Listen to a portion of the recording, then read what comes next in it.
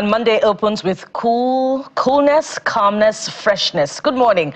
Welcome to your perfect morning starter on Channels Television. I am Bukola Coker, and of course, I'm with the ever debonair Kelly Yiaga. Kelly, you look good in black this morning. Thank you so much. But you also look good in blue as well. I mean, I was saying that I always like to start my Mondays with the blue. I mean, that's a traditional color. Who says we can't start with Channels Television's colors? Welcome to the program, everyone. I'm Kelly Yiaga. Of course, November is counting and running really, really fast. It was indeed a fantastic weekend as well in Anambra State, where finally, the November 8th elections, can we say it has come and gone? I'm not sure about that, because I'm sure some persons will be getting ready to go to court. Well, the electoral process is done and dusted, but in this part of the world, we know that it's not the end. But it was indeed a resounding victory for Professor Chukwuma Soludo, the incumbent who is now returned as governor of Anambra State. It's a landslide victory, very resounding victory, scoring more than 400,000 votes. There you see him and his wife moments after he was declared by the Independent National Electoral Commission, INEC, as the winner of the governorship elections in Anambra State. Well, the process has been described as largely peaceful. The process has been described as perhaps maybe something that we should emulate on the nationwide scale. But then again, there are still some pockets of concerns here and there. Some pockets of concerns. And just before I go over those concerns, let me start by reacting to the fact that we have videos where police officers were having to fire gunshots into the air to celebrate the victory of the incumbent governor. I find that particularly concerning, because I'm not sure exactly why police officers should be celebrating the victory of the governor. Does this show that the police officers are part of ABGA? Because we have that on record. We have videos where police officers were shooting to also celebrate the victory of the governor as well. Perhaps they're attached to the governor's security details and all of that. We do not know. But the concerns for some persons is that, indeed, again, the ugly head of low voter turnout, vote buying, voter apathy has perhaps marred this particular electoral process. Remember, 2.8 million Nigerians in Anambra State registered for this process. 98.8% got their PVCs. So we thought, you know what, we're going to see a lot of persons come out. But in all, it looks like when you add all of those who voted, I'm not sure we have more than 1 million Nigerians who decided to come out to exercise their franchise. So there you go again. It's a big concern for our electoral process. It looks like the Nigerians are beginning to lose faith in the process, because I do not understand why. In the first place, if you go by the population of Anambra State, by the last population census, I think in 2016, that state recorded over 5 or 6 million Nigerians. Between 2016 and now, we're talking almost 10 years after. So unofficial data is somewhere around 10 million or thereabouts, or less. But so if only 2.8 decided to register, and then only 1 million plus decided to vote, then there are indeed question marks somewhere that we need to answer as a people. Bukola. Yes, indeed. It really was a loud and deafening victory for the All Progressives Grand Alliance in that election on Saturday, with the All Progressives Grand Alliance polling 422,664 votes. And we saw all the other candidates, with the APC, I believe, coming second, and the YPP coming third. It was, well, by the standard of that election, an impressive turnout, outing for the Young Progressives Party, YPP, that came third. It was rather a dismal performance for the Labour Party, you know, considering all the other factors that we'll be examining much later on the program. But then again, it depends on the standpoint from which you view it, because if you spoke with the candidates, they will be expressing their reservations about the election, the pattern of the election and the outcome in different, you know, tones. For instance, we've heard the All Progressives Congress candidate, Mr. Nicholas Ukachukwu, saying that he's weighing all the options and studying you know, the results, and then he will be coming back with his decision much later on. So, you know, it's not quite clear the direction that the candidates will be heading in following this turnout. But, Kelly, it's instructive, you know, to note the president's, you know, congratulatory message to APGA in this election, you know, saying it's a testament, it's a proof of visionary leadership. And, you know, it also goes to show that intellectual prowess can be deployed for transformation, you know, in a state. And it also goes to, you know, reflect the friendship that the president, you know, shares with Professor Charles Chukwuma Soludo. And I wonder what will be going through the mind of the candidate of the All Progressives Congress when he reads that kind of eulogy that the president and leader of the All Progressives Congress will be writing in a statement the president personally signed, by the way. You know, I just wonder what Mr. Nicholas Ukachukwu would be, you know, how he would feel if as he reads through that statement, which I'm sure, of course, he'll be reading, you know, as it came out. But what is the standard of our election? Because there is a healthy consensus that vote buying really characterized an election. But it also goes to show how, you know, people are moving ahead, pundits are moving ahead and, you know, scoring the election high, regardless of the vote buying component. And we know what our electoral laws say about vote buying. So where are we headed? What's our vision for our elections? How categorical should our statement and our stand be constitutionally about vote buying? Should it outrightly, you know, invalidate an election? Over the weekend, we were chatting with one of our guests, and he talked about what the laws say about a substantial, partial vote buying levels. A substantial would, you know, outrightly cancel an election. But again, what's the strength of the electoral umpire, you know, to prosecute electoral offenders? But we'll be having that conversation, you know, exhaustively later on the program. But it's just significant to point out, you know, that part of the election. And then voter apathy as well. You know, Kelly, you were speaking to the numbers. But perhaps we should be celebrating that this time around we have a little over 20% of voter turnout compared to, you know, 2.8 million who registered. We gathered that about 598,000, you know, people, you know, were accredited to vote.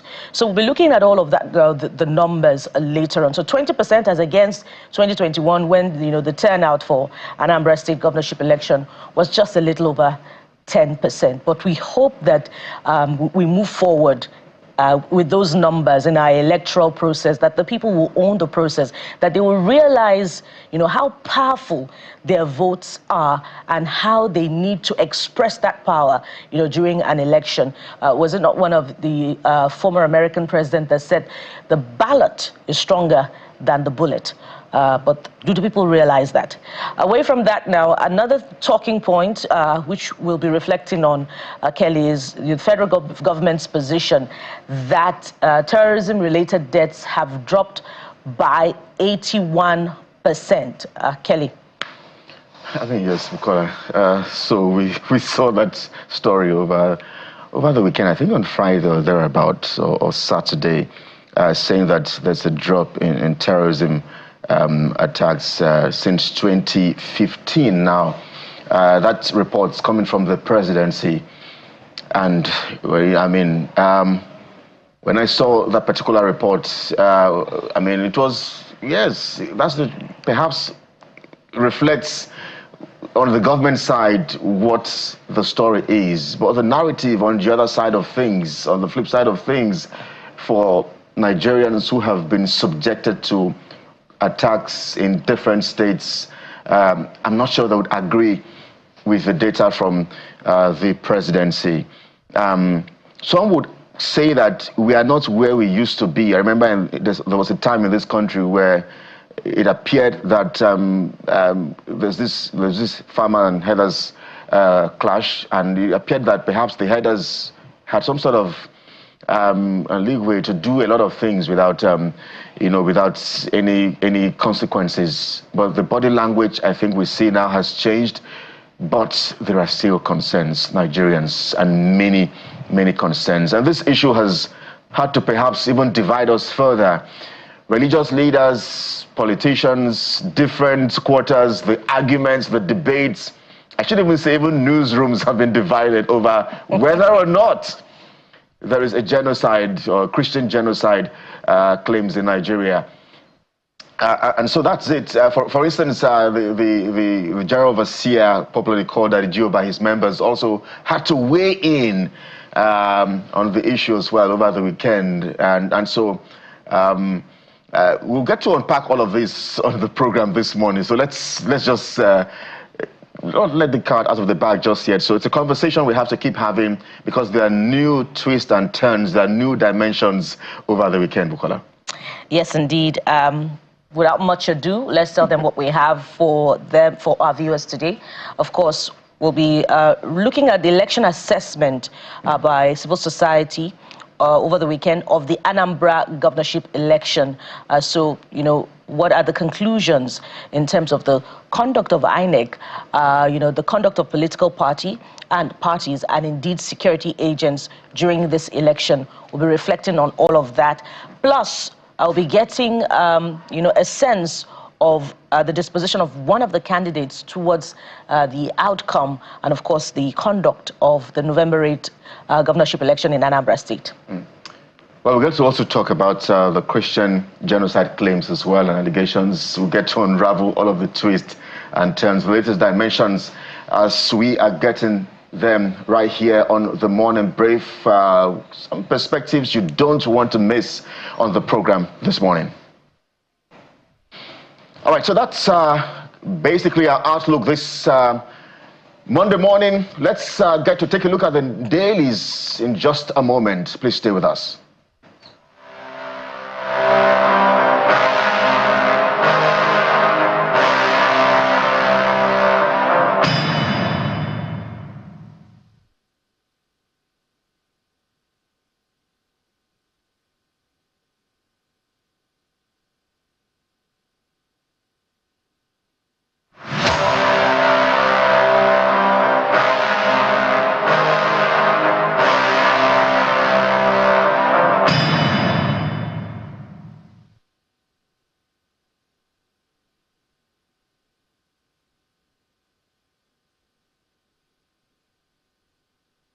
Welcome back to the program, everyone. Let's get to take a look at some of your newspapers' headlines for today. Mr. Dayo Akitobi joins us live on the program, Public Affairs Analyst. Great to see you as always. It's a Monday, and we are back here. Yes, indeed, we are. Good morning, Nigeria.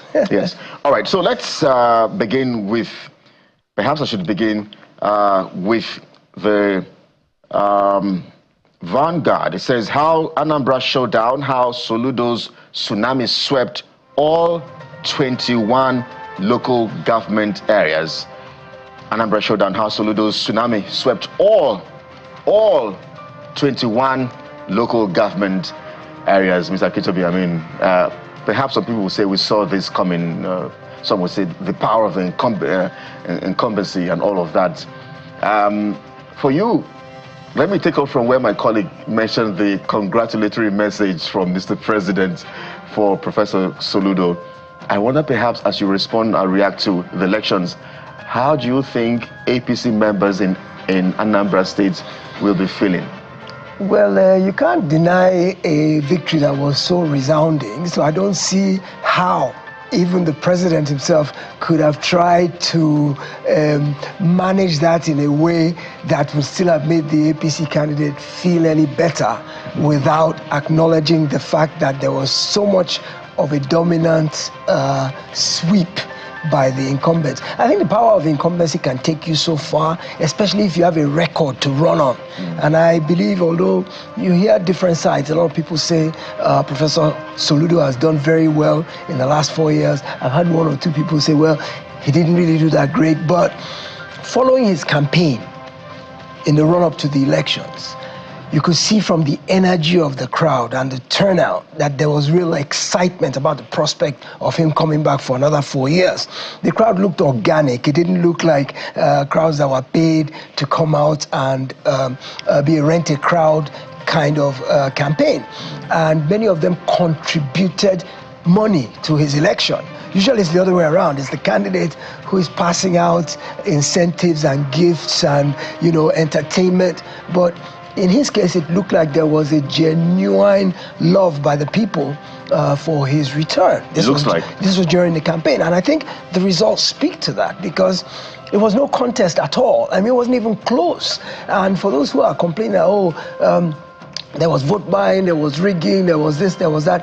When elections are close, very, very, you know, neck and neck, then you can start trying to look and see if there were irregularities or if there were undue advantages conferred to one candidate or the other. But when it's a runaway victory to where the person coming second is so far back in the distance, it goes to show an overwhelming. I don't think you can rig an election that's not close. And I don't think you can create a greater gap through irregularities like vote buying. They said there was a lot of vote buying, but I heard everybody complain about it. Even the winner complained about vote buying. So I said, well, who's really doing the buying then? If all of you are saying there's vote buying, who's doing it? It's all of you that's doing it. So I don't think that conferred any undue advantage over anybody. But there's always been a romance between President Tinubu and Professor Soludo. President Tinubu in May went to Anambra to commission some projects, and he was very laudatory in his praise of the strides of the Soludo administration, and he spoke glowingly at that time and said, oh, they've been friends for a long time, and he sees the impact of Professor Soludo on Anambra's infrastructure, on the quality of life of people. So it was already then that people started to wonder, like, well, you've got a candidate from your own party in the upcoming elections, but you are already talking so glowingly about the opposition. So how does this kind of play out? Well, I think that perhaps 2027 has a role to play, because at this point, Anambra may not even have anybody on the ballot for the presidency, whether APGA may not present a candidate, which may make it a bit better for the APC. The less competition he has, the better for him as well. So that may play a part in the calculus of the president's closeness and his statement yesterday in terms of congratulating. I think that's what elder statesmen do. You have to put aside partisanship as an elder statesman and give credit where it is due. If a man won by 90% of the votes, you would congratulate him, because it's clear that he's what the people want, and that's the will of the people that has spoken. So I think it's nothing disconcerting about the president's statement to Soludo yesterday. I don't think we should try and read too much meaning into it. Yes, Mr. Keso, some would argue, I mean, if you look at the fact that if you look at the population of Anambra State, you look at those who decided to register, and those who decided to get their PVCs, so wonder, is this truly a reflection of the people of Anambra State? That state has perhaps almost 10 million Nigerians, or unofficial estimates. And if only 2.8 decided to register, I think there's some sort of concerns. Well, what invariably happens when you see this kind of voter apathy and even registration apathy, if you have 10 million potential voters who qualify to vote and only 2.8 are registering, it means that they're disillusioned with the electoral process. And invariably what happens, as you can see, 500,000 Anambrarians have spoken for 10 million. So that's an anomaly, because all of a sudden a minority is dictating the life and the well-being of the rest of the people of the state. But Anambrarians allowed that to happen to themselves. As you mentioned earlier at the beginning of the program, whether it's an awareness, whether it's a consciousness of the importance, I think perhaps there's a trend across Nigeria. It's not just in Anambra. If you look at it, over the years, the percentage of voter involvement has been steadily dropping.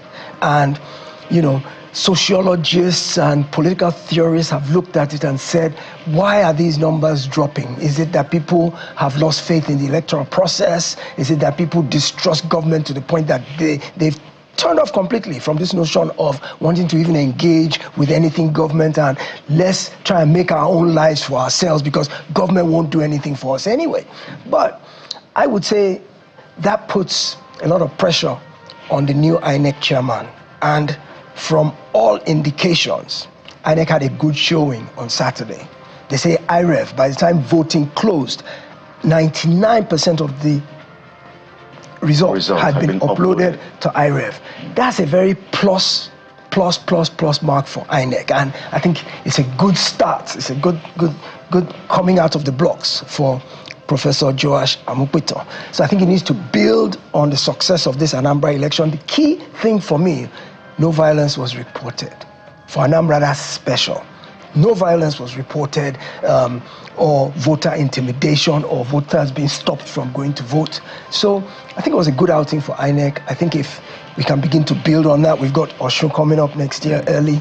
We've got a few off-cycle elections. If INEC can build on this success, let's see BVAS. Okay, so we've now got IREV working properly. How about BVAS with accreditation? And Bukola mentioned earlier that this idea of vote buying, is there the political will to prosecute those who engage in it? Because it could end up distorting the results, even though I think this one was so far apart that the irregularities and the untoward conduct would have had minimal effect on the outcome. But electoral malpractices should be prosecuted. I think that sends the right message if we pay more attention to prosecuting violations of political law. Well, I'm just wondering if electoral law, you know, outing that seems to be sterling is not necessarily because, you know, the ruling party is not interested in Anambra Anambra being a traditionally APGA state, and then the friendship, you know, that the president shares with the candidate of the All Progressives Grand Alliance, who has emerged victorious in this election. Yes. And you know, traditionally, perhaps because APGA takes the shine always in Anambra, you know, violence has always been minimal in the election. But the greater test for APGA, for INEC, would be in subsequent elections. Absolutely. Maybe a general election where, you know, a number of governors are on the ballot. Yes. But let's head over to this Nigeria. Anambra, Soludo knocks them out. LP's Mogalu kicks, alleges vote buying. Okay, this Nigeria is not quite ready for the screen yet, so we just might have to you know, reflect on the reportage of another paper. Let's go to you know, the Abuja Inquirer. Yes, the Abuja Inquirer, you know, takes a departure from the other papers that are looking at, you know, the Anambra election. How FG ignored UK Parliament's genocide warning. And there's one writer there. Nigeria accounts for 89% of all Christians killed worldwide. That's ascribed to, I believe, the Abuja Inquirer's exclusive report. So as we have said time and again, Mr. Akitobi, this is not going away anytime soon.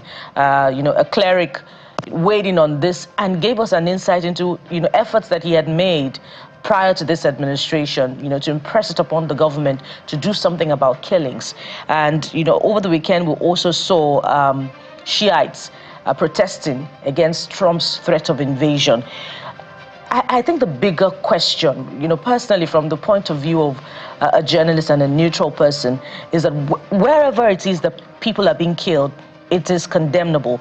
But that is being lost on us with the debate about whether there is a Christian genocide or not. Yes. Yes, and it's a crying shame that is being framed as a religious issue, because that takes the shine away from the insecurity problem generally, which I think is where the focus should be. As you said, there are killings everywhere. Without a doubt, Christians are being killed in the north. And you said statistics came out to show that Nigeria has the largest number of Christians across the world that are being killed. But people of other faiths, Muslims and other faiths as well, are being killed. So I think that the focus should be on what do we do about this as a general problem. I don't think it should be framed as a religious issue, but as an insecurity issue. And something that perturbed me a little bit when the president spoke about it last week during the FEC meeting was that I think it was a golden opportunity as opposed to his indirect allusion to the Nigerian people. I think he should have spoken to us directly, as opposed to, I think he should have addressed us and explained to us and calmed our fears and explained in more concrete terms, because I think his non-communication has allowed this debate to grow wings, and the more we talk about it, the greater the division is what I see, because government policy in terms of what has happened, we see a flurry of activity now.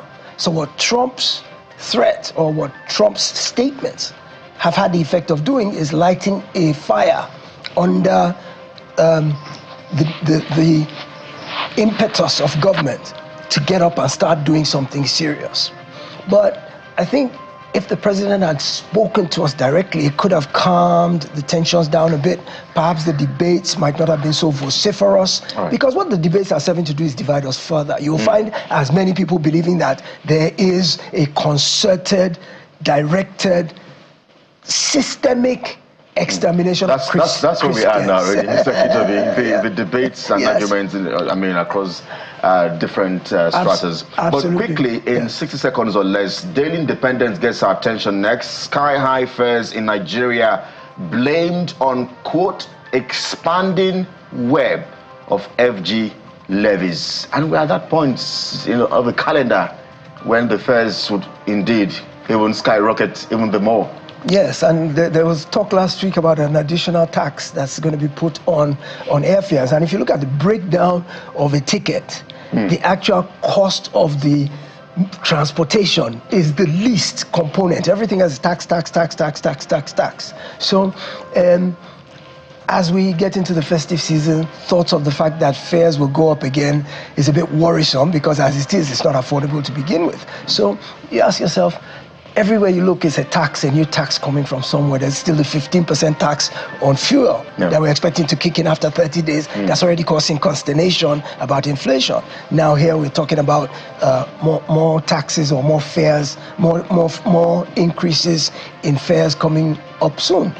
All of this just serves to make life harder for the ordinary Nigerian. Yes, reforms are good. We're seeing the reforms, but the reforms are not having an impact on the daily lives of Nigerians. Reforms are still theoretical. We have financial reforms in the CBN. We have banking reforms. All these reforms are with the macro economy. But for them to begin to make a difference, we need to begin to see job creation. We need to see poverty alleviation. We need to see social interventions, things that make lives better for Nigerians. But what we're seeing is things that are making life harder for us, because income is stagnant. Inflation is increasing. So you made a valid point. Income is stagnant. Income is stagnant. Income is stagnant. Expenses continue to skyrocket. Continue to skyrocket. And well, for many Nigerians, if you cannot travel by air, can we travel by road? There are concerns of safety, security. But Nigerians like to travel, and so we're going to travel this December. Whether the fares are high or not, we will have to travel. As one politician said before, they believe that air travel is a luxury in Nigeria today. So it's only the rich that can afford to do it, that the ordinary Nigerian can't. So why pay attention to that sector? The rich can afford more taxes. Absolutely. So why bother? We have to leave it here. Mr. Dayo Akintobi is a public affairs analyst. Thank you indeed, as always, for analysis and commentaries on the program. Thank you very much. Pleasure being here. Good morning, Nigeria. All right, so, this is the morning brief. We get to head to our very first conversation now as we take reactions to the just concluded November 8th Anambra governorship elections. We have perspectives from the nation's capital in just a moment, plus in Awka, the Anambra state capital. We're back in just a moment. Please stay with us.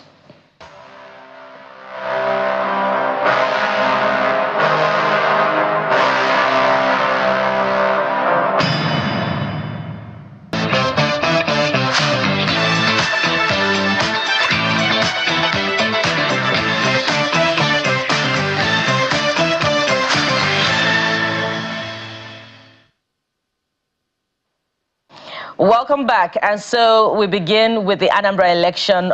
First of all, reviewing from the perspective of one of the candidates in that election, Mr. John Nwosu, candidate of the African Democratic Congress, joins us on the program virtually from Awka. Good morning, Mr. Nwosu. Thank you for joining us on the program. Good morning.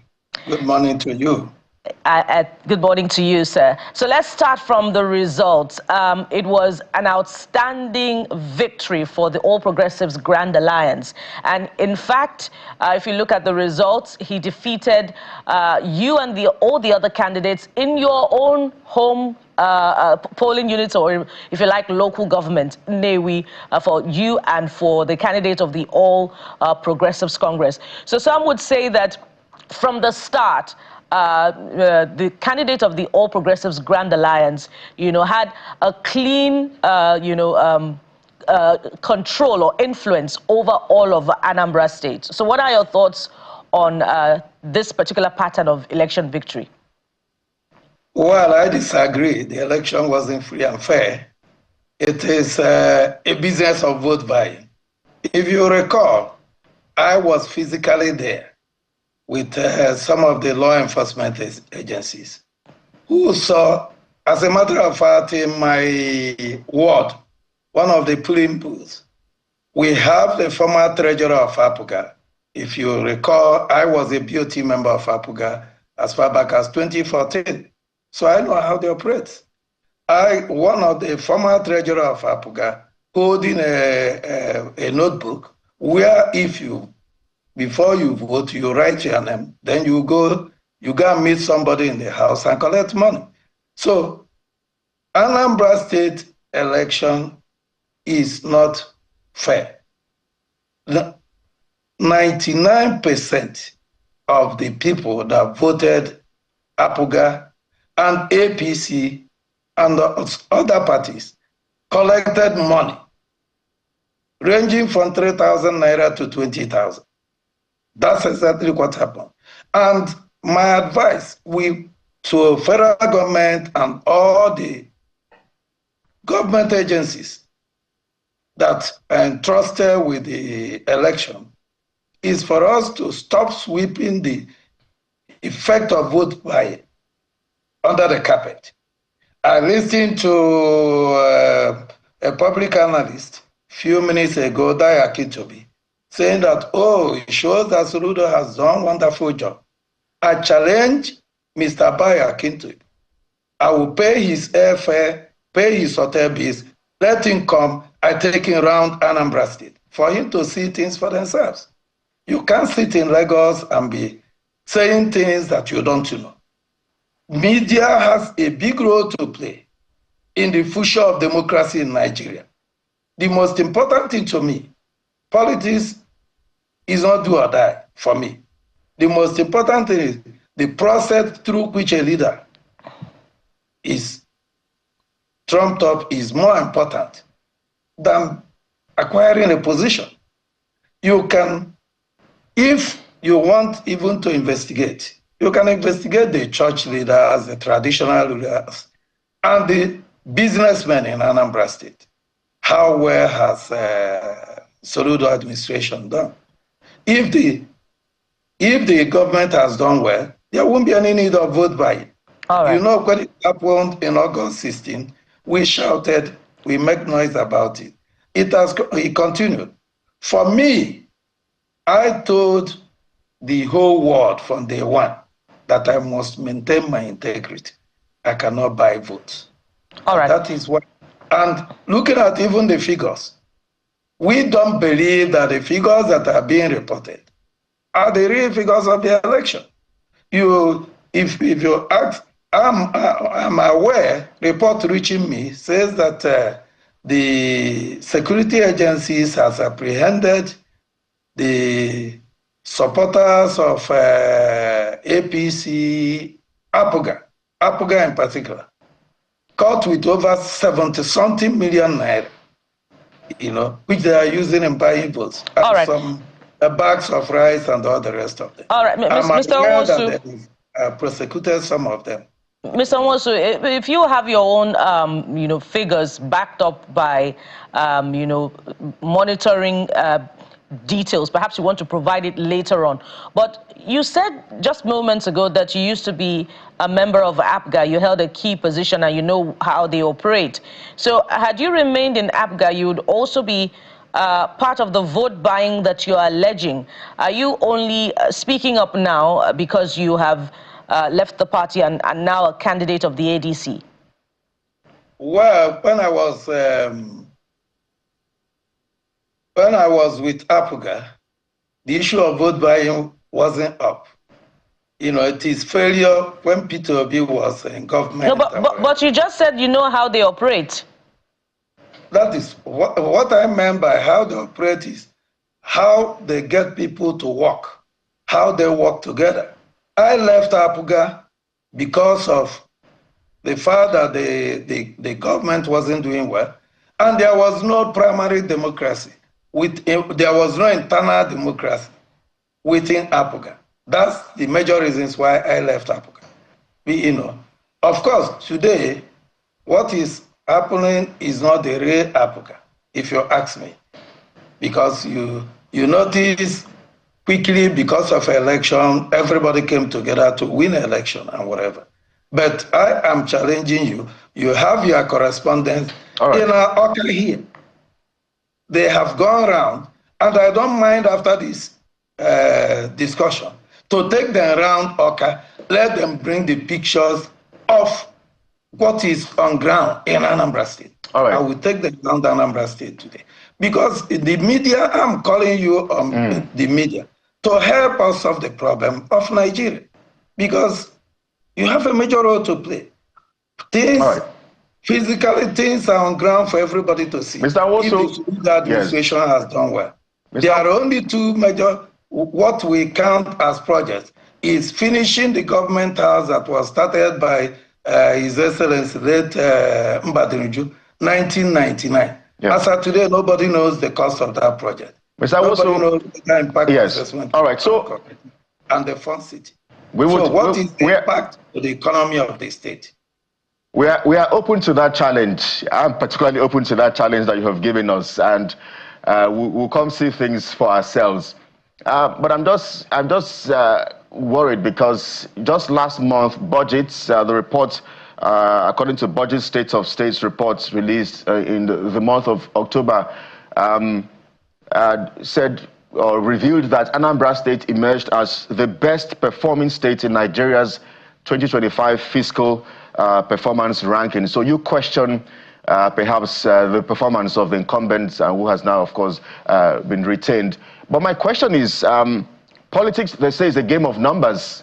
And you are in a party, the ADC, where at the moment it's beginning to gain some sort of momentum.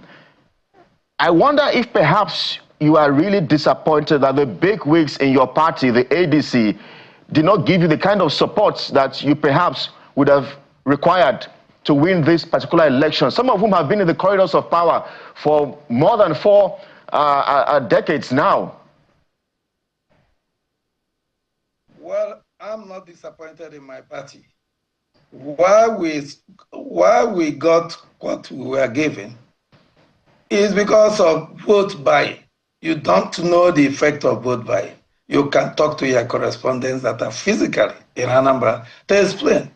Vote buying, you see people, in fact, I have the pictures of APGA members that they gave tags of APGA canvassers. What is the job of these canvassers? People come to vote, they will stop them. And please, I want you to vote for APGA. The person will ask them, how much are you going to pay? That is what is exactly happening there. They will say, oh, we are paying 20,000, we are now paying 10,000. They will put their name on the list. Mr. Nwosu. Vote and show the thing to them. Mr. Nwosu. You know, and you made mention about the report that shows that Anambra State was the best performing. Let's go back to Phillips Consulting report on the states. You see Anambra State, when it comes to security, they were placed 33rd. Came to education is around 34% or whatever. Then go back to Cable Index report of last year's IGR. You will see is Enugu State coming 5th, and considering all the 36 states and federal, 5th with internal generated revenue of 180.5 billion naira. And Anambra State, that is a commercial city. In my own town, Nnewi, they have up to 20,000 shops, reporting 42.69 billion naira, 25% of Enugu State. Yes. And it's not far from his predecessor, Willie Obiano reported. Meanwhile, a shop in Nnewi that used to pay about 8,000 naira is today paying 33,800. Yet the governor is reporting figures that are similar to what Willie Obiano reported, His Excellency Willie Obiano reported. So there is a lot of problem in Anambra State. Mr. Nwosu, yeah. So just let's go back to that question. Confirm for us, perhaps, if the likes of former Vice President Atiku Abubakar, the likes of David Mark, the likes of Rotimi Amechi, Ralph Aregbesola, were there campaigns? Were they present in those campaigns? Secondly, how many party agents did the ADC have in these elections? Because the reports we have is that there were literally no party agents for most of the opposing parties. Well, my party gave me the support. They are not from Anambra State. So they gave me the required support. You saw the tweet of former Vice President Atiku Abubakar, asking the people to vote for me and all the rest of it. What has happened is the effect of vote buying, because I announced that I'm not going to play with my integrity. I'm not going to buy any vote. For agents, we filled all the agents' positions. We filled, and I paid all the required allowances for the party agents. But what I did not do, because I said it from day one, that vote buying. I can tell you today, the politics of the Southeast is moving from being strategic to transactional. My people are being transactional is a problem, which I had a meeting with some of the consigned professionals in Okreji's in Anambra State yesterday, that something has to be done on the issue of vote buying. But more is expected from the federal government of Nigeria and the agencies. I saw Sarah giving INEC 7 days to expose the people that sponsored vote buying. We don't need to ask INEC. The security agencies have apprehended the supporters, workers of APGA government and APC. They are the majority of people that were apprehended. They never denied that they are working for APGA and whatever. And as a matter of fact, when somebody is paying you to go and vote for APGA or for APC, what else do you need? But you should apprehend the people that funded the illegal activities.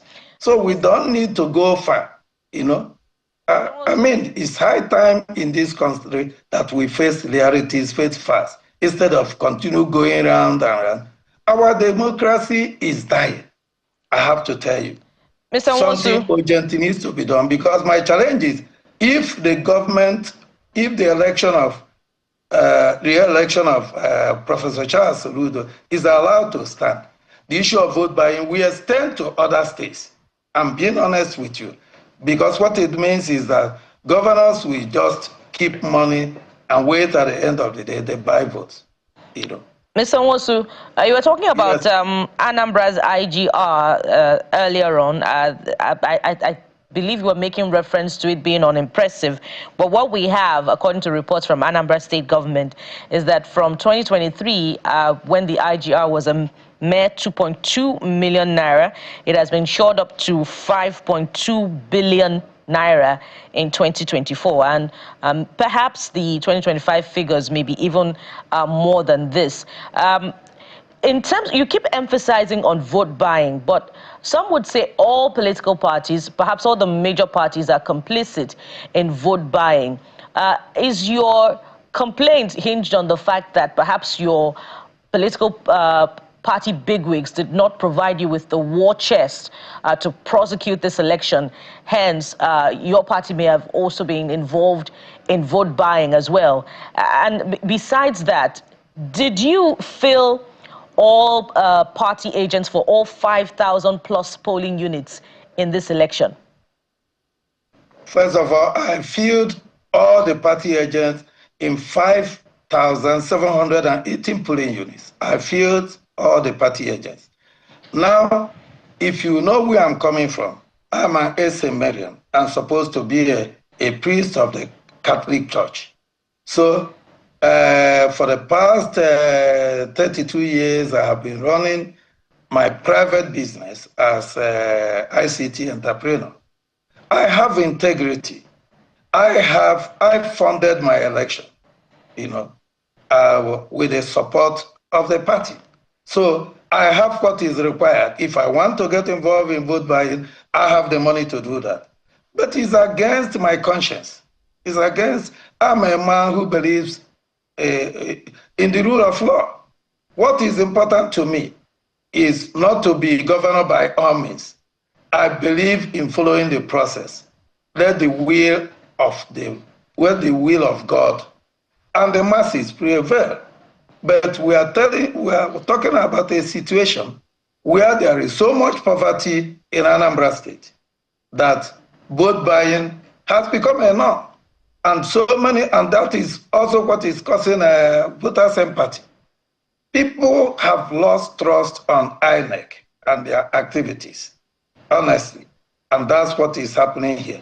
And I am asking all the people, concerned citizens of Nigeria and Anambra State, to come to the rescue of our democracy. Because if we allow what happened on Saturday to continue, all right, I'm telling you, there is no future for democracy. Because in countries like Ghana, where I have office and operate there, before every election, 2 months to election, you will know who is going to win, based on physical performance, what is on ground. Yeah. But in our own case, it's media that creates leaders.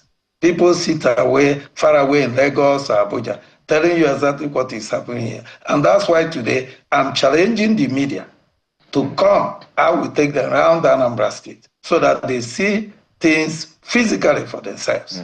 We are open to that challenge, Dr. Nwosu. Yes, we are open to that challenge. We have to round off our conversation with you in just a moment. But I mean, beyond the tweets from perhaps the one I'll refer to as the leader of the party, ADC, I mean, people would have expected him to do more, and the other big wigs in that party. But I'm going to ask you 2 questions in one. Could you have been open to mergers and alliances, perhaps if the likes of ADC, LP, PDP, and APC had come together before the elections? Were you open to it? And what kind of conversations did you have before the elections? And then my second question would be, what are your plans? What's the next phase now that the results have been announced? Are you headed for the courts, Mr. Nwosu?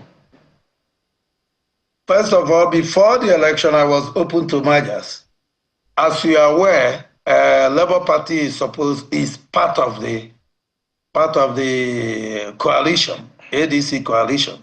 Where His Excellency Peter Obi, the leader of Labour Party, was given the position of National Organizing Secretary, for which he appointed Honorable Chinedu Itodo, who is today the National Organizing Secretary. Then we saw Labour again having a candidate in the name of Chief Dr. George Nwosu, for which I have a discussion with, because I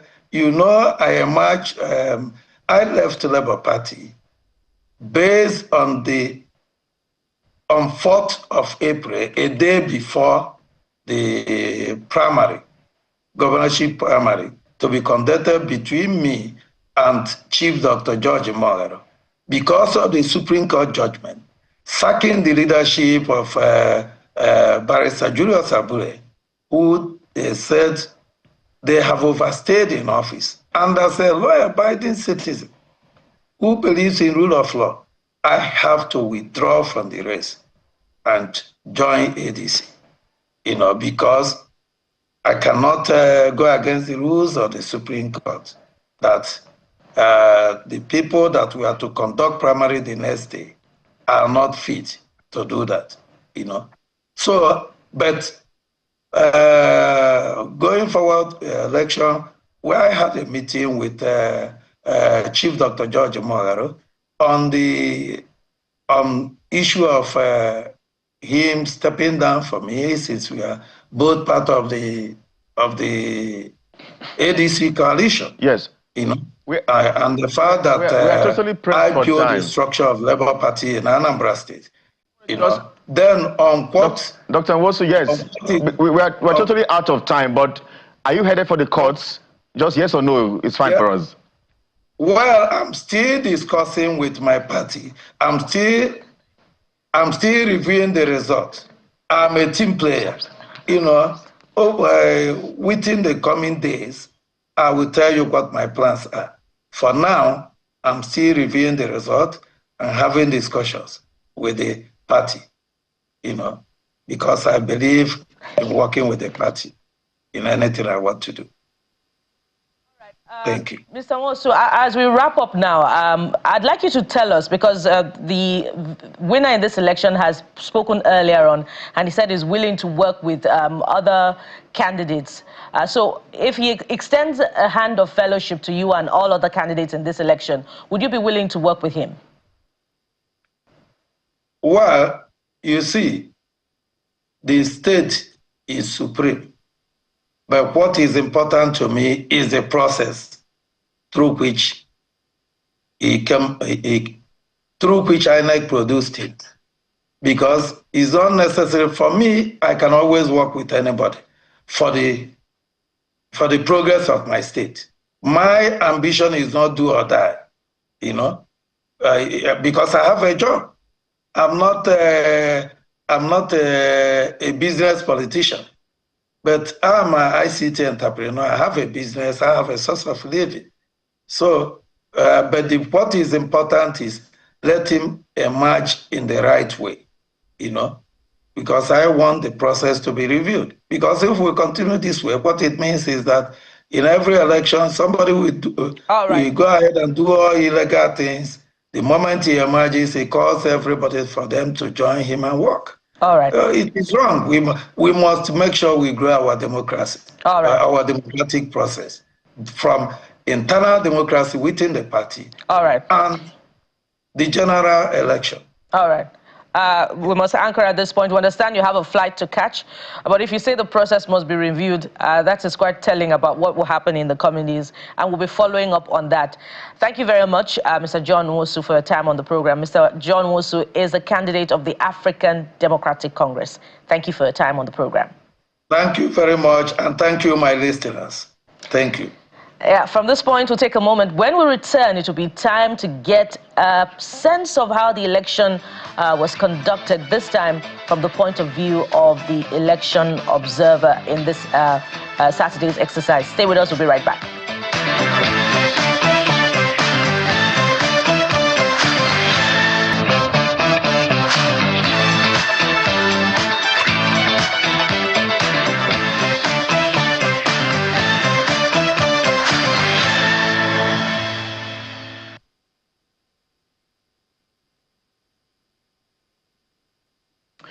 Welcome back to the program, everyone. Let's continue talking the Anambra governorship elections. This time, we cross over live to Abuja studios, where Mr. Samson Itodo is standing by, Executive Director, Yiaga Africa. Thank you indeed, as always, Mr. Itodo, for joining us on the program.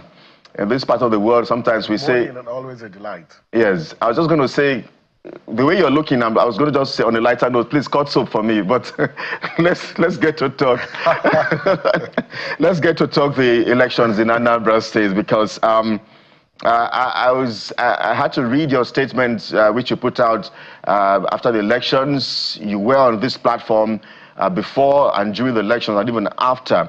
So coming into these elections, the credibility and integrity of INEC was seriously questioned, and that of the new man, the new sheriff in town, Professor Joash Amukpito. So I wonder, perhaps with this performance from INEC, as you have captured, I wonder perhaps if you think the choice of Professor Amukpito has been justified. Well, that's a very difficult question, because this is just the first election that he's managing. And the bigger question is, did this election meet certain tests?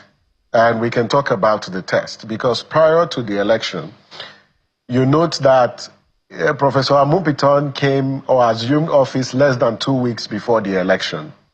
And the election planning, had been concluded even before he came. And I'm sure when he assumed office, perhaps there were minimal changes that he made.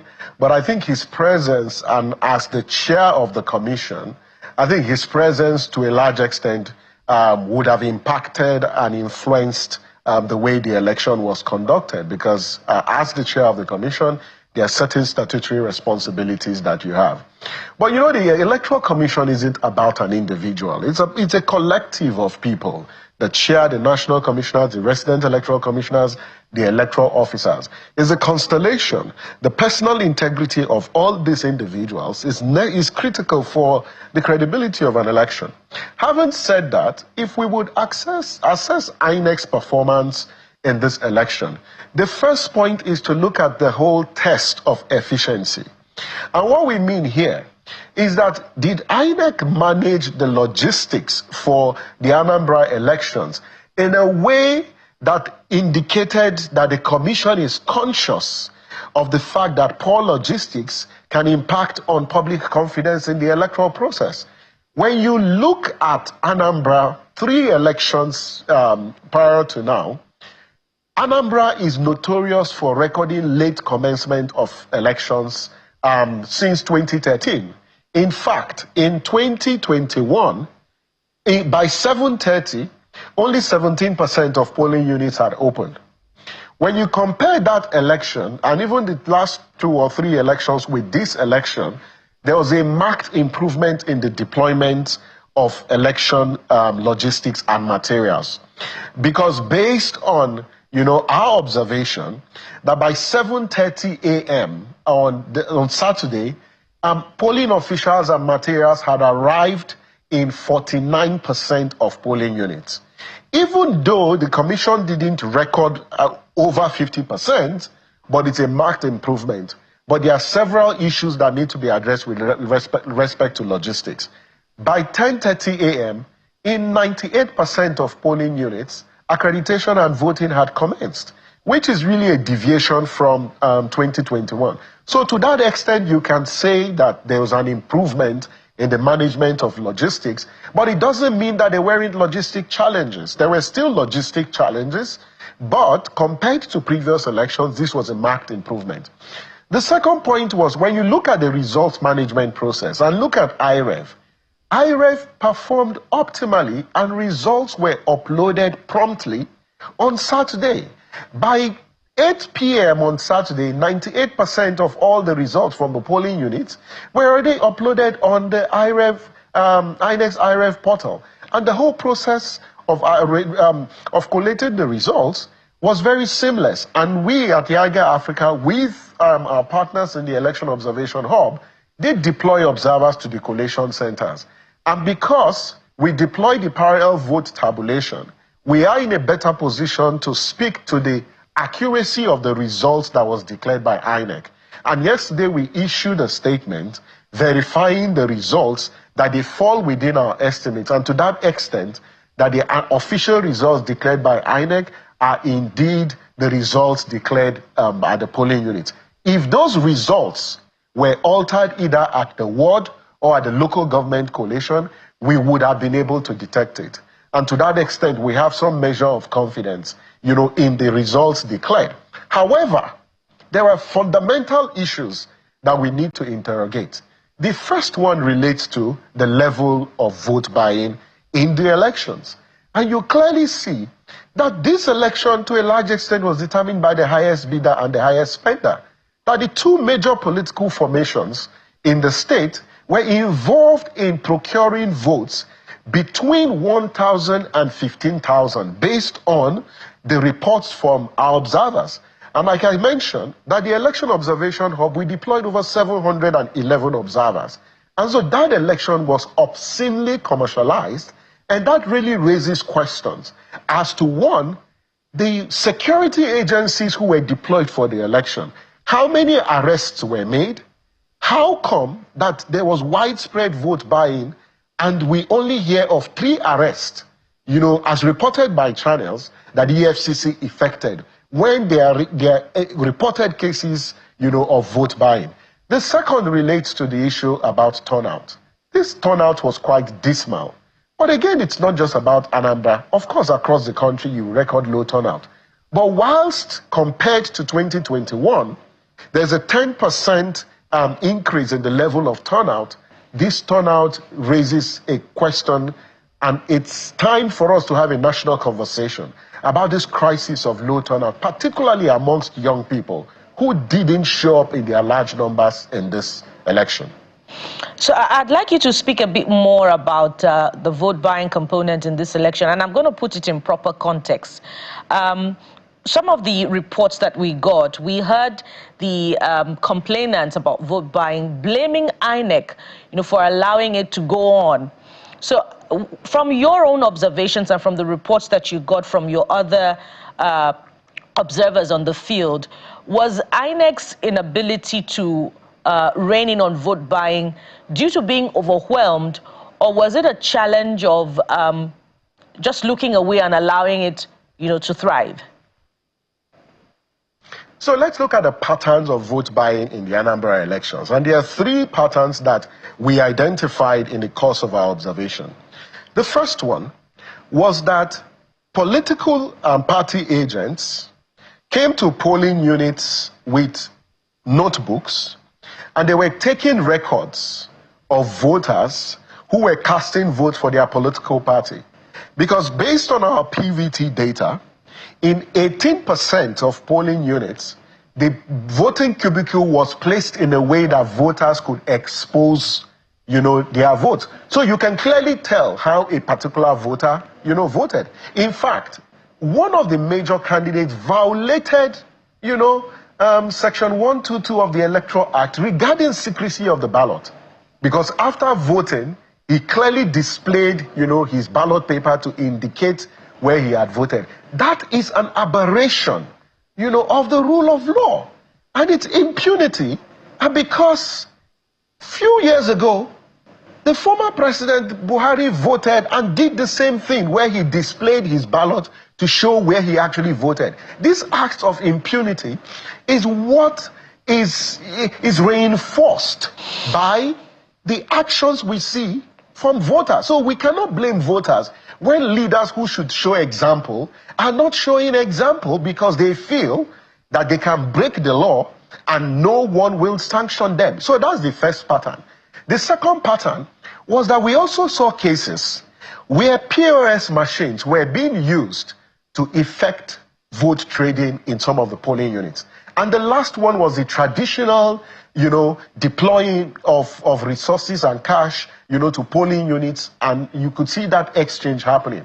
And some of those polling units were really turned to auction centers because they've just become marketplaces as opposed to sites where voters are exercising their sovereignty in a constitutional democracy like ours. And so in fact, some of security officials deployed to 98% of polling units.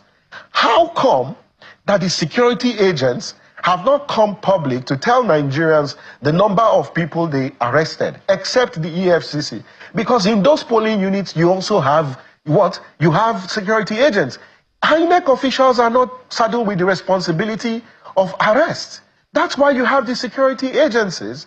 And so we should also ask the security agencies the same question, because sometimes some of these acts are perpetrated within the bounds of the polling units that are not visible to the INEC officials. It doesn't mean that in some cases the presiding officers cannot see them.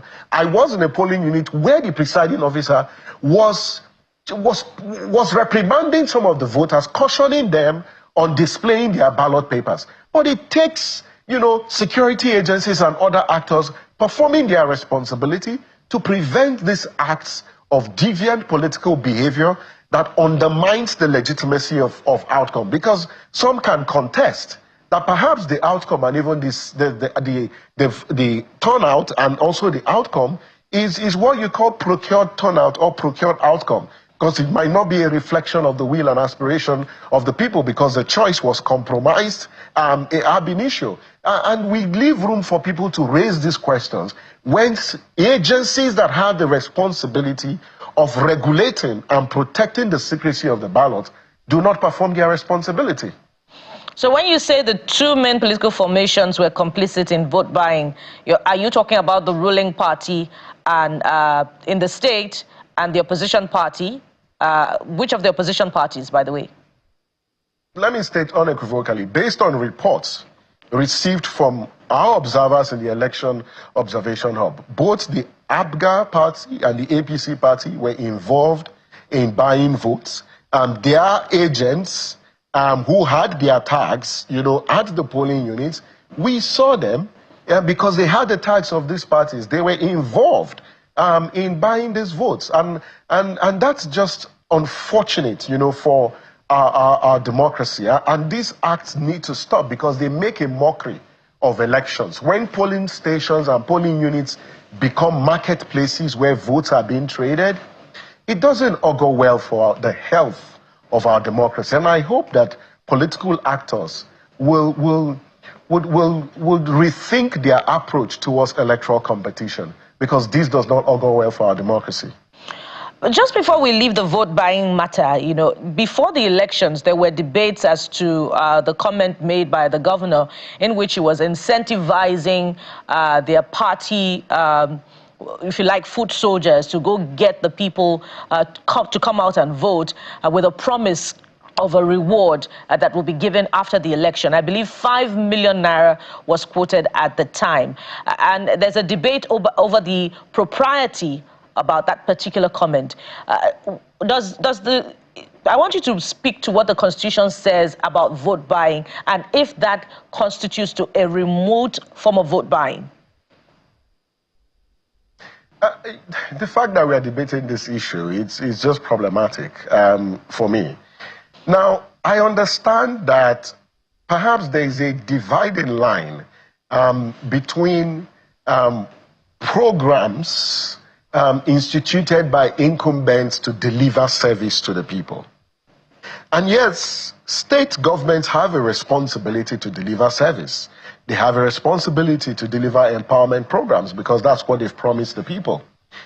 When those programs, those developmental programs are now structured and situated in a way that it influences the voting choices that people make, especially when it's few days to elections or during the electioneering period, those could be misinterpreted as voter inducement, especially when the buyer or the state actor is quoted, to clearly say that if you vote for me, this is what you would receive, or I am providing this for you to vote for me.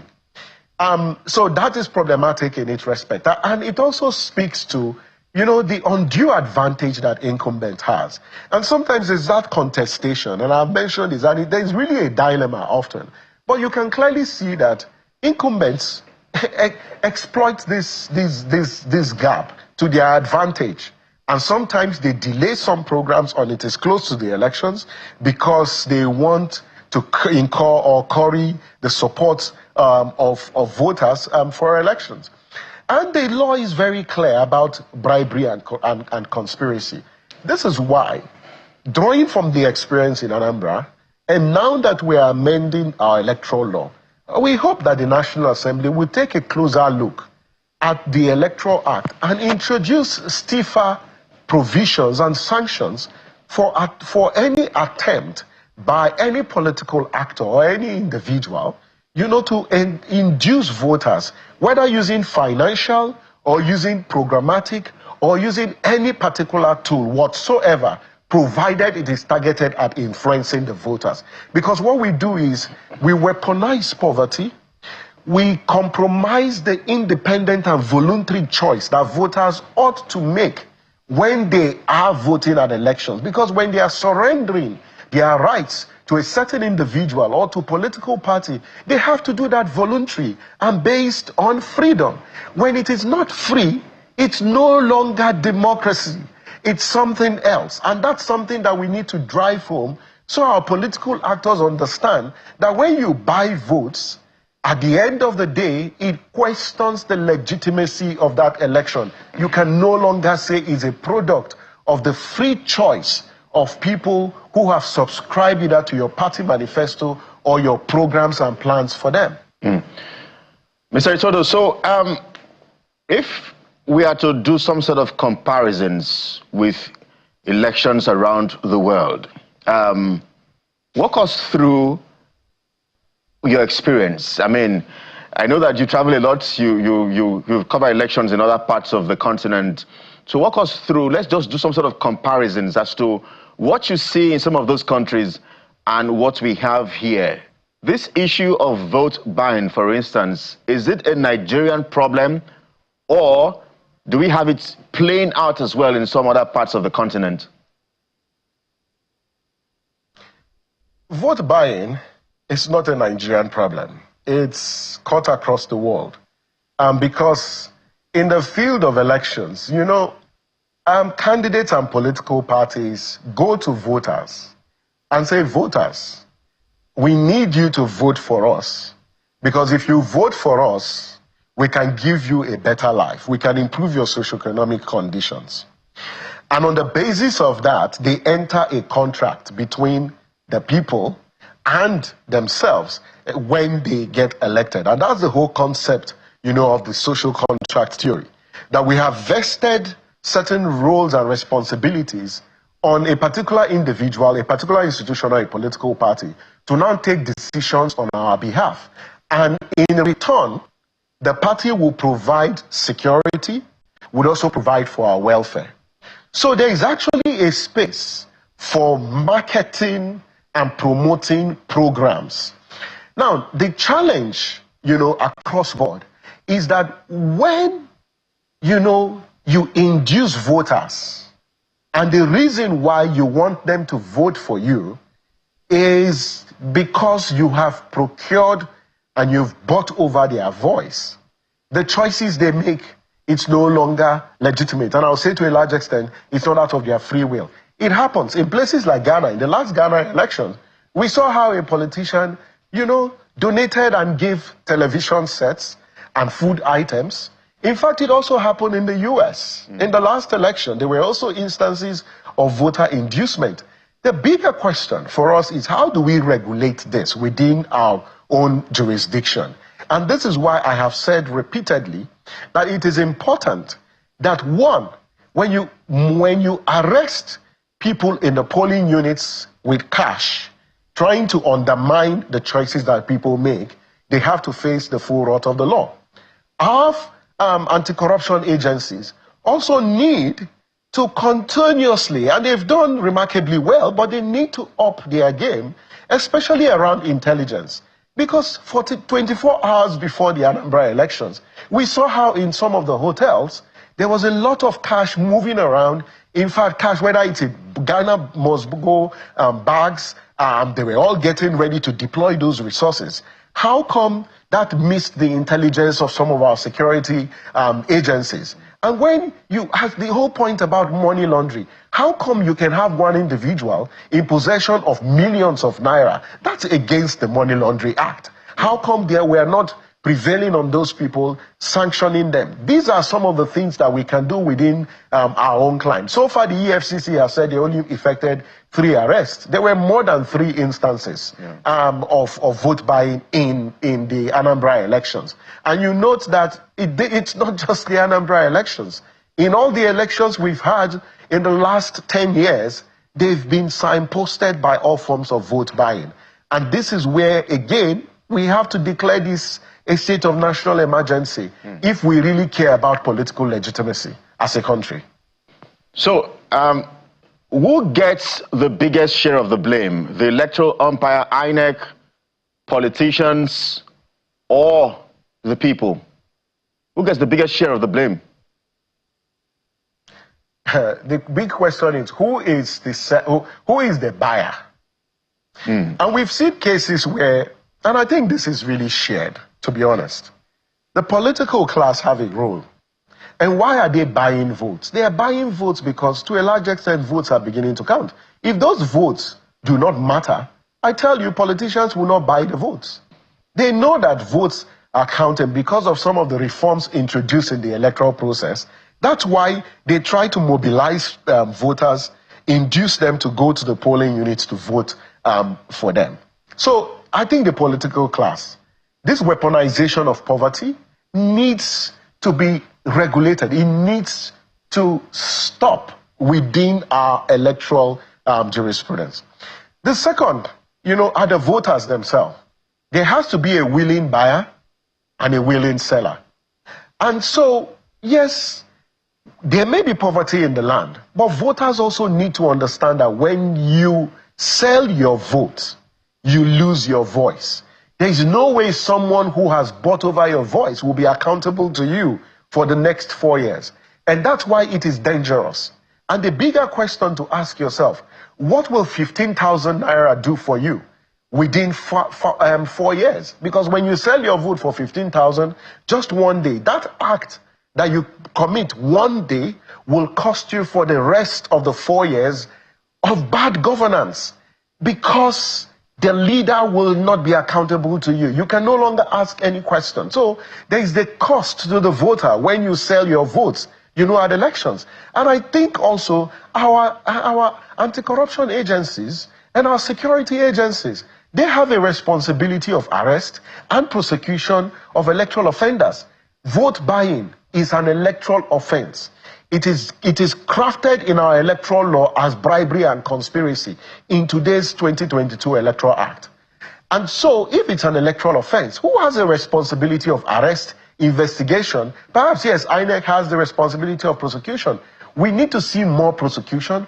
We need to see more people go to jail for vote buying. Maybe it might serve as a deterrence. So it's not just the politicians. The voters also have a share of the blame, but also the other institutions like security agencies, because elections is a multi-stakeholder enterprise, and we cannot vest the blame on one institution alone. It's going to take the constellation of every effort by every stakeholder to nip this menace in the bud. All right. Mr. Itodo, I'd like you to speak to another issue which may just be related to vote buying. That's the level of voter apathy that characterized the election. Indeed, we're reporting 10% increase from what was, recorded in the last election in Anambra State. But compared with the number of registered voters in this election, it is still dismal. What are you fingering as responsible for the level of voter apathy in this election? I think there are a myriad of reasons why you have voter apathy. And yes, Anambra may have, prior to now, may have the lowest or may have had the lowest turnout for governorship elections. But the voter apathy, it's a national scourge, it's a national menace, and we must situate this within the national question. In 2023, you had only 25%, of voters show up to vote at the presidential elections. Now you've had only 21.3% in Anambra elections, because in 2021, it was just 10.27%. We need to agree and recognize that it is unacceptable, it is an anomaly for the minority of us to be determining who governs the majority of us. It's just totally unacceptable. In a democracy, it is majority that should have the say and have their way, and not the other way around. But what we have done in Anambra is that the minority that showed up, or the minority who were induced to show up, are now the ones determining for the rest. And we must note this, that there is a cost of not showing up to elections, to our economy, to our democracy, and also to the quality of governance. INEC budgeted for the over 2 million registered voters in Anambra. Each of those voters was assigned a particular ballot paper. If only 21% showed up, it means that over 2 million over 2 million ballot papers have gone to waste. That is monies that would have been used to procure and impact other sectors of the state. The second point is, when voters don't show up, it's either a referendum on the Electoral Commission or on our security agencies because of the lack of trust. But I say in the Anambra elections, INEC did everything, provided what it needed to do, to encourage voters to show up. The security agencies also deployed massively. And so when you look at the peaceful conduct of the election, you really ask yourself, how come that despite this peaceful conduct, people didn't show up? And I think it just boils down to how voters perceived the impact of their participation to the quality of their life. And I've said this consistently, that if voters don't see an improvement in their social conditions, if the voters don't see that they are part of a nation state that cares about their well-being and protects them, they would not be motivated or incentivized, to go cast their votes. Because think about it, with even the level of vote buying in Anambra, you still record this turnout. It tells you that the voters, by staying away, they are sending a strong message to the political class that you cannot organize an election 4 years when 4 years before you have not given a fair account of the mandate that they've placed on you. And let me reiterate that this is not just in Anambra, it's about a national question. And that as a country, we need to have a national conversation, that low turnout of votes is indeed a national crisis, and it says a lot about the health of Nigeria's democracy. Mr. Itodo, these are indeed disturbing concerns for Nigeria, and I believe and I hope that perhaps our leaders will indeed take a major step in addressing these issues. The young people, for instance, who make up the larger chunk of Nigeria's population, over 60%. It's also a concern as to the fact that some of them are also losing faith more drastically in the process. But most thank you indeed, as always, for analysis on the program. Mr. Samson Itodo, Executive Director, Yiaga Africa, thank you indeed for analysis. Thank you indeed for your coverage as well of the elections. Thanks, always a delight. All right, so this is the morning brief. We'll take a moment now and be back, and we get to switch gear to a debate and conversation that has divided Nigerians in many ways, and that has to do with the allegations or claims of a Christian genocide. Religious leaders have also weighed in. Perhaps the biggest over the weekend is the spiritual leader and general overseer of RCCG, Pastor E.A. Adebo. Let's take a listen to him, and then we get to have that conversation. We're back in just a moment. Please stay with us.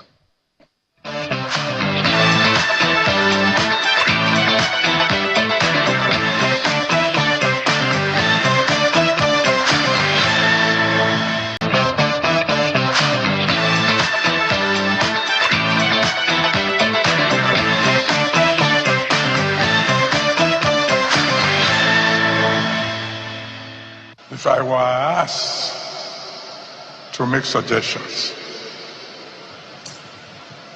I would say quietly to our government,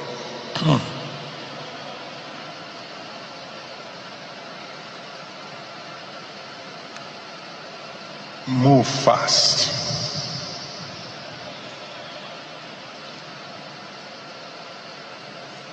Move diplomatically. Move wisely.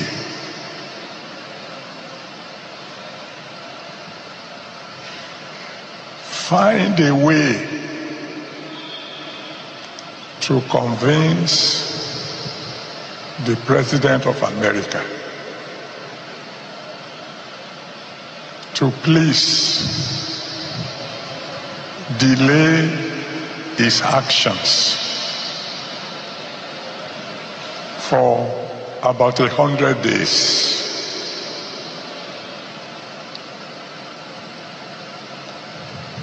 And then come home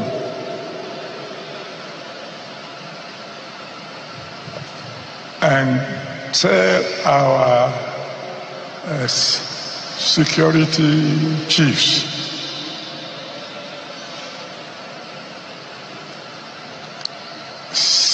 get rid of these terrorists within 90 days or resign. When giving orders to the service chief this time round, we should make it clear to them that they are not only to eliminate the terrorists, they should eliminate their sponsors. If America should attack us,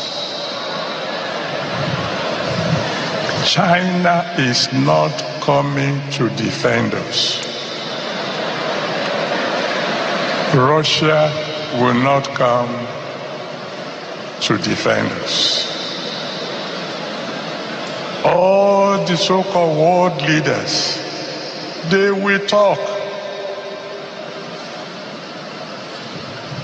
They will condemn what America had done.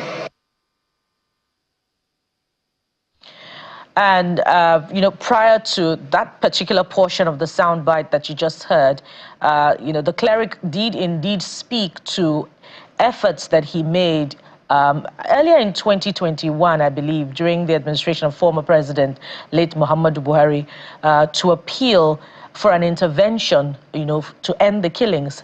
And amid that video, you did see a picture from 2020 when he led, the cleric now led, a walk against the killings in Nigeria.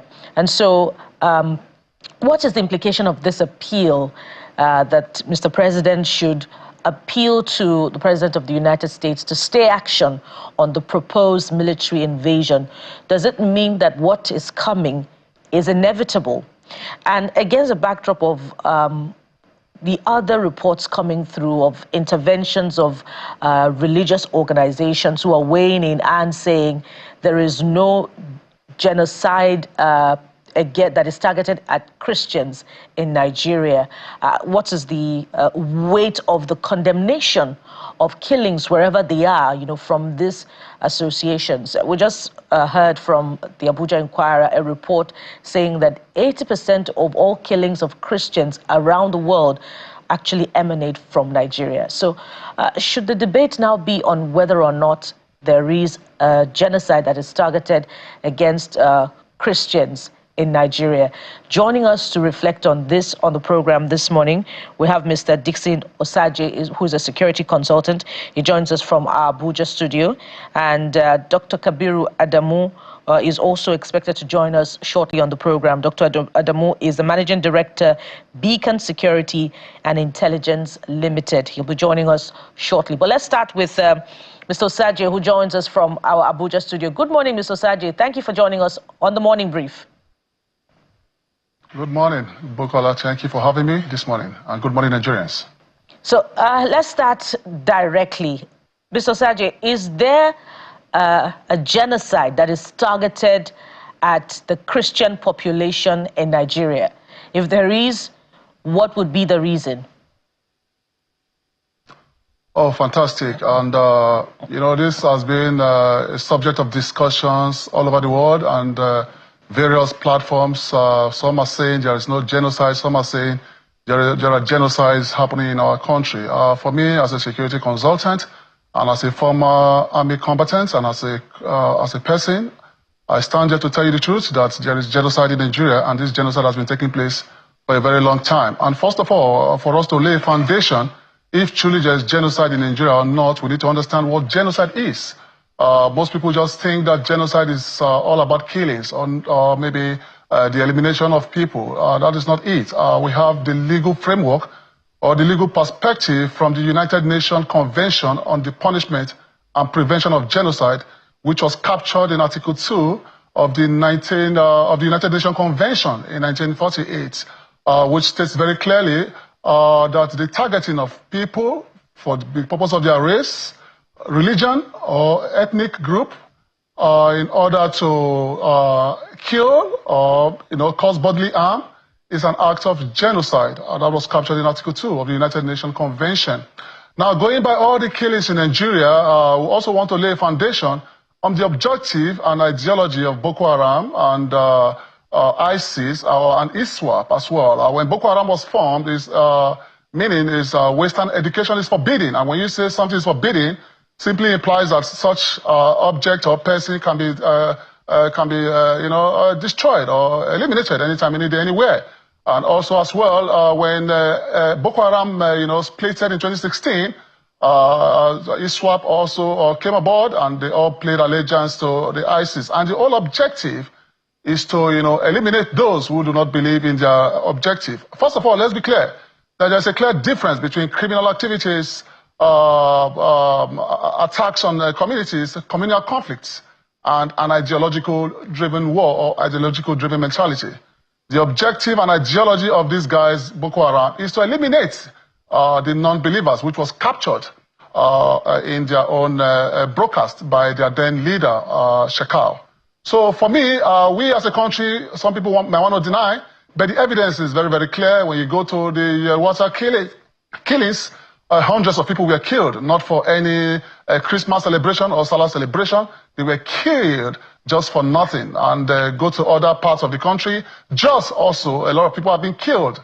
Go to Kaduna as well, the Kachia, Zango, Katap, and other places, even some communities in the northeast, most especially some Christian community, the targeted area. A lot of people has been killed, and we must stop this madness. This act amounts to genocide and nothing else. We cannot argue that this is not genocide. This is an act of genocide. I've seen a lot of spokespersons for this terrorist group. Every group or organization has its mission and objective. I have a company. My company has its mission. And this mission sometimes could be a long-term plan, or vision could be a long-term plan. The Boko Haram has a mission. The ISWAP has a mission. And that mission is to eliminate the non-believers. All right. Mr. Osagie, we could follow up and ask about the strategy and ask how widespread is the recruitment, of, this, groups, Boko Haram, ISWAP. But we'll follow up on that with you later on. Let's get to Dr. Adamu, who joins us now virtually. Dr. Adamu, Mr. Osagie has submitted that indeed the philosophical leanings of these groups show that their goal, their target is the killings of non-believers. Hence, there is genocidal killings that is targeted against Christians, who in this case, in his own opinion, are non-believers within the Islamic context. Do you agree? Is there a genocide that is targeted at Christians in Nigeria? Thank you, Bukola, and good morning. The term genocide has a legal connotation.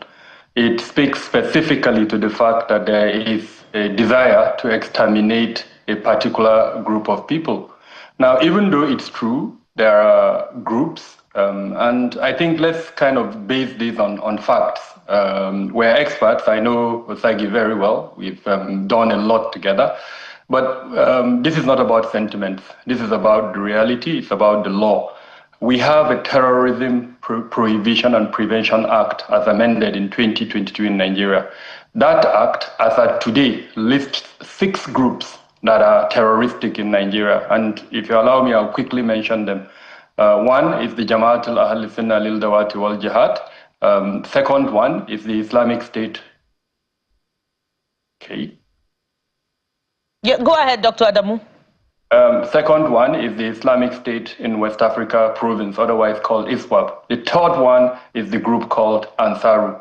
And then more recently, they added the Lakurawas to the group. And then you have the Mahmudawas, which is the 5th group. And then the 6th one, which is the more controversial one, is the indigenous people of Biafra. So as at today, these are the groups that are recognized by the Constitution as terrorist groups, not by me, not by anyone, but by the Constitution. It's also very important for us as Nigerians to realize that no person has the right to designate any group terroristic apart from a competent court of jurisdiction as provided by that act. So when you ask me, for instance, whether they are genocide, what comes to my mind is what is the objectives of this group? Right, like Osagi rightly mentioned, most of these groups have the objective to establish a Sharia caliphate. Now, are they killing Nigerians on the basis of their religion? The answer is no. From my data, and I challenge anyone, including Osagi, if he has data to show it. I've been able to raise data using my company's collection, as well as ACLED. ACLED is the globally recognized collection standpoint. The number of killings, according to religions, there are more Muslims have been killed by these groups but than Christians. Yes, when they started, they were targeting Christians, but over time, the spread has been all over the north central, northwest, and northeast of the country. Now, when you tabulate all of the figures, and I was shocked. I have a team. The team includes Christians, they include Muslims. We have a DEI policy in my company, which is diversity, equity, and inclusion. The numbers speak for themselves. There is no specific targeting of either Christians or Muslims. They kill almost at random.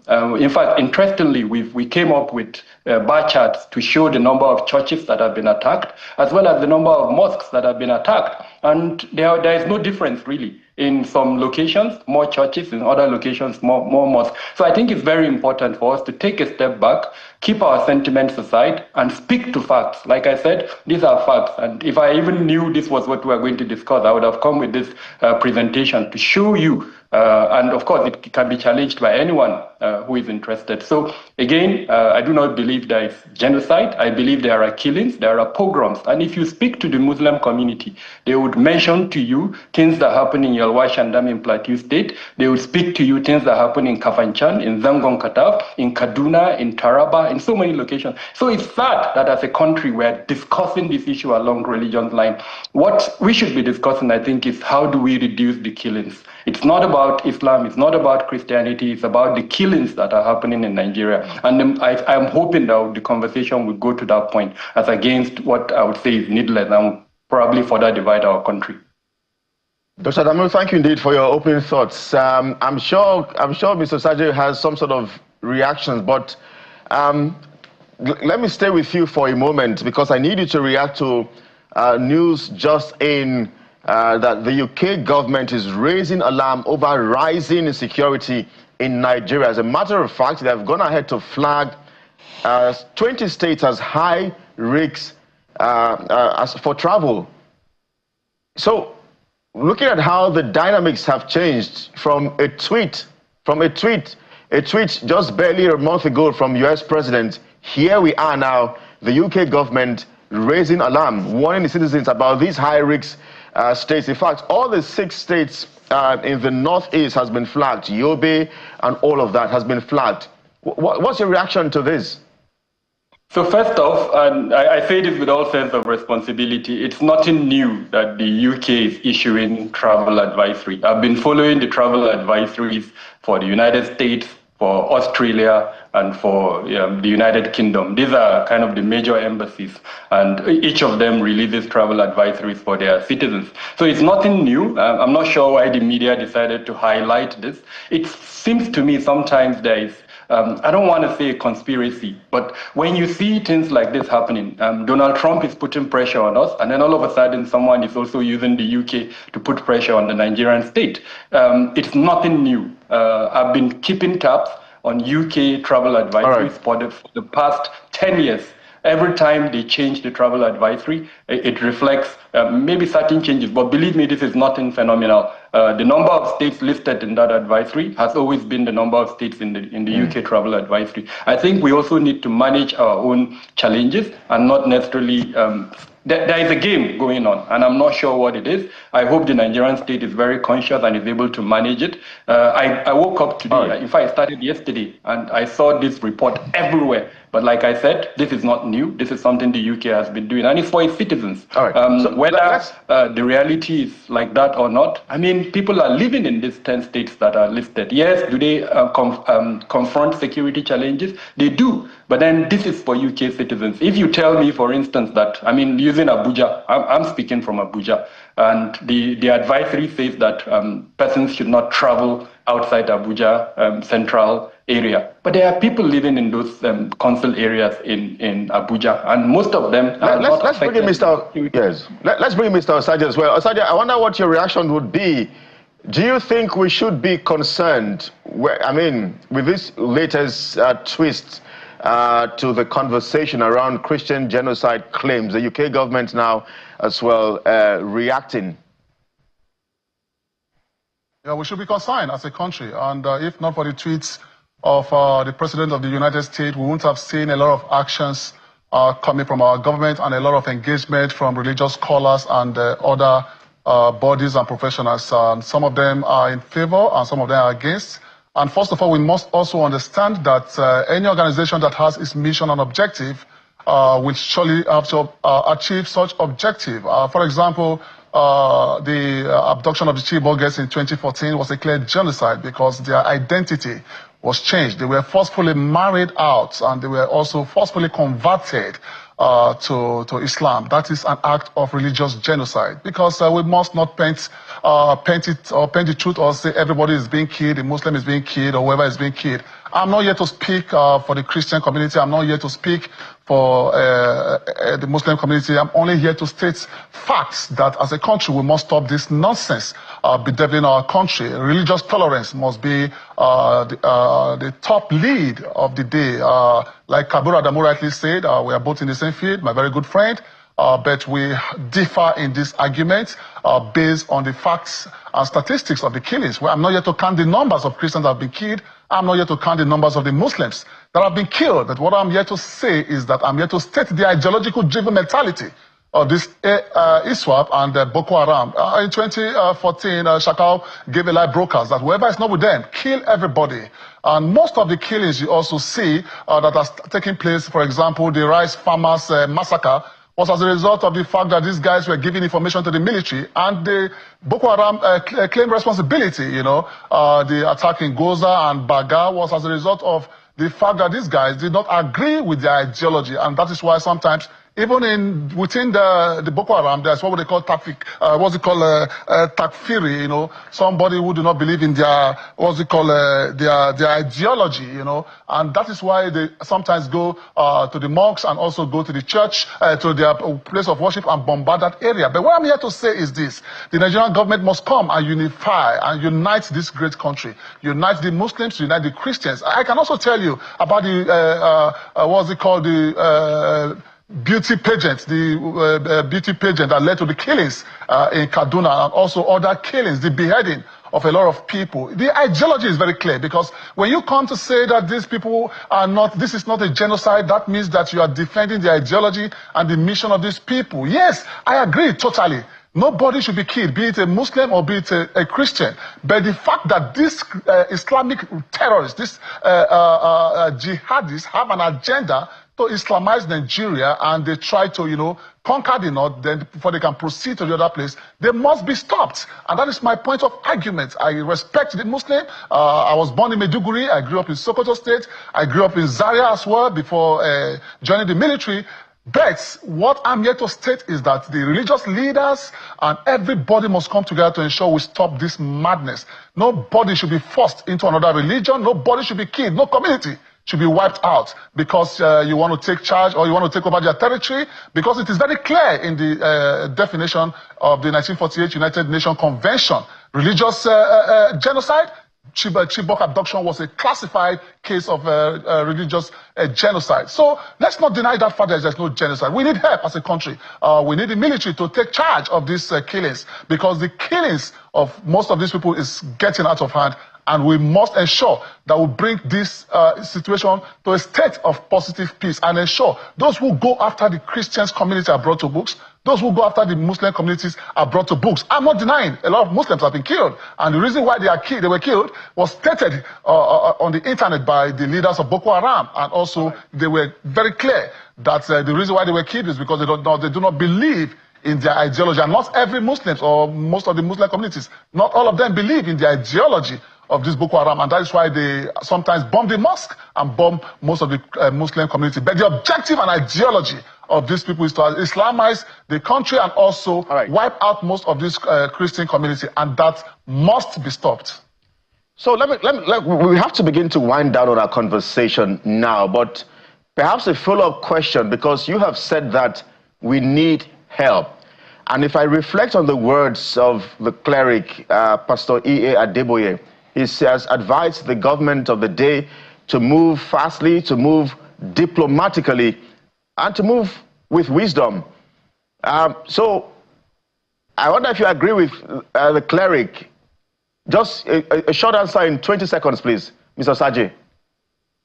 I agree with the clerics, but why now? The tweet of the president says, United States says, move fast, and that was a conditional statement, and it wasn't a threat to invade our sovereignty, and we must not paint the truth as it is. So what the government of Nigeria should be doing is to look for the sponsors of these people, set up a board of inquiry to find out why this group was formed and those who sponsored it and those who are sponsoring it to date, and bring them to justice. Whoever is also taking side and negotiating with this terrorist group, this deadly human being, they must also be brought to book. We must not romance or, play with human lives, because every life matters. And when you go to the hierarchy of protection, Kelly, human life comes first when it comes to hierarchy of protection. It's not our resources, it's not our goods and services, it's human life. So let's start looking at the protection of human life, which is the fundamental purpose of governance, which states that the protection of lives and property is the topmost priority of the government, and they must not take side. Everybody who has contributed to the killings of every Nigerian from all nooks and crannies must be arrested, brought to book, and this group of criminal elements and terrorists must be eliminated from our country, Nigeria. All right, let's manage our time. Let me quickly come to you, Dr. Adamu. When you listen to the cleric, it appears as if what's coming is inevitable. I'd like you to react to that. Is it inevitable, in spite of the diplomatic efforts that the government is making, that the military troops under President Trump will come to Nigeria? That's on the one hand. On the other hand, if you can do this in 1 minute 30 seconds, do you agree with the federal government's positioning that terrorism-related deaths has reduced by 81% as we wind down? Let me start from the last question. No, I don't agree. The data from the company I run shows that as at the end of October 2025, 9,000 Nigerians have been killed. Now, if you take it back to, let's say, 2013, when probably about 13,000 Nigerians were killed, if you do the mathematics, you find out that the reduction is probably just about maybe 20 to 30%. So that cannot be true, 81%. I don't know what data they're using, but the data that I have, the data that is available on ACLED, and every Nigerian who is interested, ACLED is available freely. You can go and check. With regards to the inevitability of an attack by President Trump, unfortunately, nobody knows the mind of President Trump. I'm very certain that he's not doing this because he loves Nigerian Christians. The data, the reality, and I say this, and I'm urging even Osaji, who has been very passionate about this, pick the report by the United States Commission on International Religious Freedom. That commission was very clear about what is happening in Nigeria, but for some odd reasons, President Trump chose to be selective in his narrative. Do I agree that we need to bring this 9,000 killings down to maybe 0 or maybe 100? I agree totally. And so to that extent, I agree with my friend Osaji. Let's work together to bring down the killings. The selective narrative, the attempt to abuse our sovereignty should be resisted by every patriotic Nigerian. My worry when I see people supporting the United States against their country is to ask the question, are they really patriotic? Can't we come together as a people to solve the problem? How do we do that? Put pressure on the government through every means available, through the media, through our legislative representatives, and so many other ways that we can pressure the government to bring this insecurity and madness to an end. All right, that'll be a fine place to anchor it, Dr. Adamu. But just to also, put it in proper context, those who are welcoming the invasion predominantly are from those parts of the country where the attacks are ongoing, and they feel that the federal government has failed them, and indeed their state government has failed them in the area of protection, which is the primary responsibility of government. Kano protested yesterday.